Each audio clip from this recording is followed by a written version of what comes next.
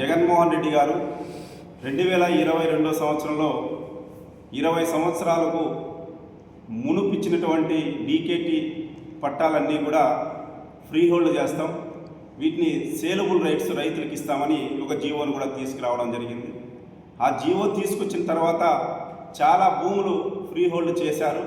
Free hold చేసినటువంటి భూములు పట్టణానికి నగరాలకు దగ్గరగా ఉన్నటువంటి భూములు రైతులు కూడా వాటిపైన లక్షల రూపాయలు రెవెన్యూకి రిజిస్టర్ ఆఫీసుల్లో చలానాలు కట్టి రిజిస్ట్రేషన్ కూడా చేయడం జరిగింది. కానీ ప్రభుత్వం మారిన తర్వాత, కూటమి ప్రభుత్వం అధికారంలోకి వచ్చిన తర్వాత ఈ ఫ్రీ హోల్డ్లో చాలా అవకతవకలు జరిగాయి అనేటువంటి కారణంతో ఇవాళ ఫ్రీ హోల్డ్ని హోల్డ్ చేసి పెట్టింది. మరి ఈ ప్రభుత్వం వచ్చి 2 సంవత్సరాలు అవుతుంది, ఫ్రీ హోల్డ్ను హోల్డ్ చేసి పెట్టారు. లక్షల రూపాయలు ఖర్చు పెట్టి రిజిస్ట్రేషన్లు చేసుకున్నటువంటి ఆ రైతుల రిజిస్ట్రేషన్లు కూడా క్యాన్సిల్ చేశారు. మరి దానిపైన ప్రభుత్వం ఇంతవరకు ఏమాత్రం స్పందించినటువంటి పరిస్థితి కూడా లేదు. ఇంకో పక్క రైతులకు ఏమవుతుందంటే ఫ్రీ హోల్డ్ చేసినటువంటివి కానీ, లేదంటే రిజిస్ట్రేషన్ చేసి రిజిస్ట్రేషన్లు క్యాన్సిల్ చేసినటువంటివి ఎక్కడ కానీ 1 బిల్ వచ్చినటువంటి పరిస్థితి లేదు. ఈ 1 బిల్ రాకపోవడం వల్ల రైతులు కనీసం క్రాప్ లోన్ తీసుకోవడానికి కూడా వెసులుబాటు లేనటువంటి పరిస్థితి. మరి ఇంత పెద్ద సమస్య ఉంటే ప్రభుత్వం ఎక్కడో అన్యాయం జరిగింది, తప్పు జరిగింటే తప్పు పైన మీరు సమీక్ష చేయండి, దానిపైన చర్యలు తీసుకోండి తప్ప ఎక్కడో ఒక చోట 2 చోట్ల జరిగినటువంటి తప్పును ముందు పెట్టుకొని ఫ్రీ హోల్డ్ను పూర్తిగా ఆపడం కరెక్ట్ అయినటువంటి పద్ధతి కాదు. దీని రిలేటెడ్గా ఇవాళ రియల్ ఎస్టేట్ పూర్తిగా ఈ రాష్ట్రంలో పడిపోయింది. మరి రియల్ ఎస్టేట్ జరగకపోతే కన్స్ట్రక్షన్ రంగం ఎక్కడ జరుగుతుంది? ఇవాళ నిర్మాణ రంగం కూడా పూర్తిగా దాని రిలేటెడ్గా దెబ్బతినింది.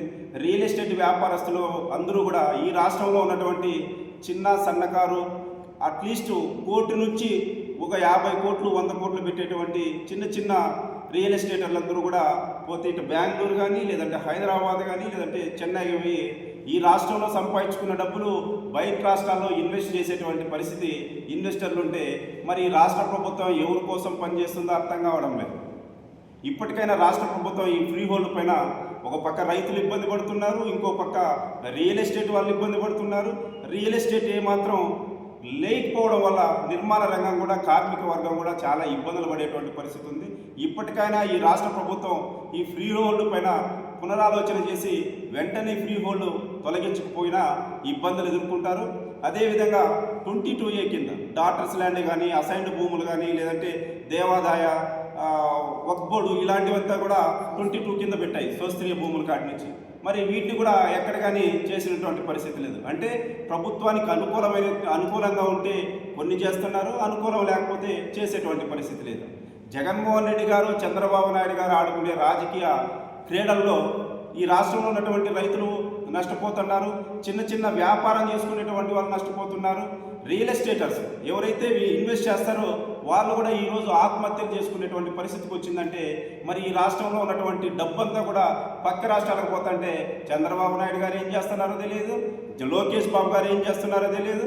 ఎవరైతే ఫ్రీ హోల్డ్లో తప్పులు చేసింటారో ఆఫీసర్ల దగ్గర, అలాంటి పొలిటీషియన్ దగ్గర లెక్కలు తీసుకునేటువంటి కార్యక్రమాలు జరుగుతున్నాయి తప్ప ఈ రాష్ట్రంలో ఆర్థిక అభివృద్ధి జరగడం లేదు.